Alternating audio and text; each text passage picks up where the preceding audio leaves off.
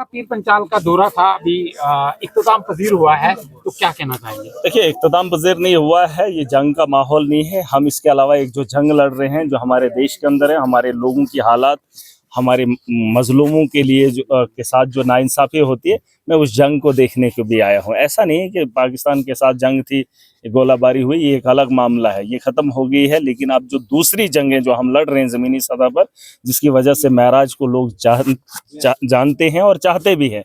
अगर महराज की हमदर्दी आवाम के अंदर है, दिलों के अंदर है, तो वो इस जंग की वजह से नहीं है जो गोलाबारी हो रही है।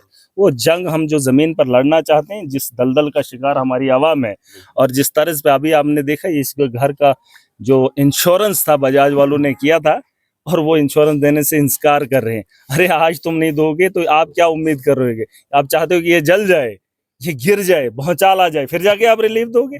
ये जो गुंडागर्दी है, इन लोगों को, इन जाहिलों को ठीक करने के लिए वो जंग हम लड़ रहे हैं, और उस जंग की तैयारी है। ऐसा नहीं है ये पहली बार आना हुआ, और ऐसा भी नहीं है कि आखिरी बार है। यहाँ का हर नागरिक अपने हक के लिए खड़ा हो जाएगा, और हर चीज को बारीकी से समझना और जानना होगा। अगर हम हर बात को नहीं समझेंगे, नहीं जानेंगे, तो ये वही ड्राइवर कहलाएगा जो 40 साल पहले जब ड्राइवर आता था, उसकी इज्जत इतनी होती थी, हमें लगता था यही सिर्फ इस सड़क पे गाड़ी चला सकता है। अब सुन लीजिए, आज के दौर के अंदर फिर जब लोगों ने हिम्मत की, गाड़ियां भी खरीदी और ड्राइवर भी बने, और अपनी फैमिली को सही सलामत मंजिल तक पहुंचाया।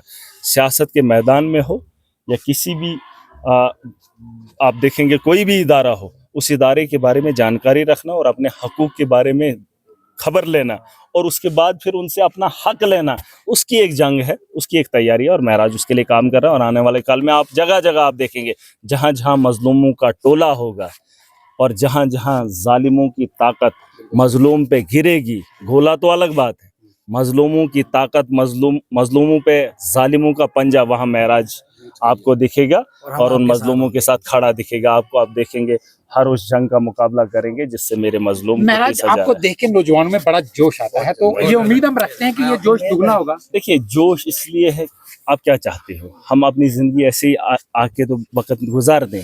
वक्त गुजारने के लिए है नहीं है, जिंदगी गुजारने के लिए नहीं, जिंदगी जीने के लिए है, और औरों के लिए जियोगे। बहुत खूबसूरत है, बहुत खूबसूरत है।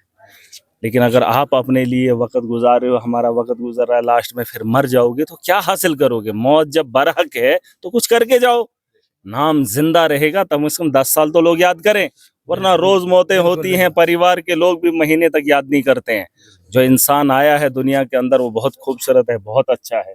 अपने हिस्से की जिम्मेदारी निभाओ, ताकि आने वाली नस्लें ये न कहें कि हमारे बुड्ढू ने कुछ नहीं किया, है कि नहीं? जो आने वाली नस्लें होंगी, हम उन नस्लों के लिए एक ऐसा कारवां बना कर देंगे, एक ऐसी किताब और नसाब छोड़ कर जाएंगे, ताकि उन लोगों को चलना आसान हो जाएगा। ये जो करप्शन का धंधा है, ये कुछ लोगों ने चलाया है और नहीं रोका, और जिसकी वजह से आज हम पिस रहे हैं। ये गुंडागर्दी, ये माफिया, जमहूरियत तो है लेकिन जमहूरियत दिखती नहीं है।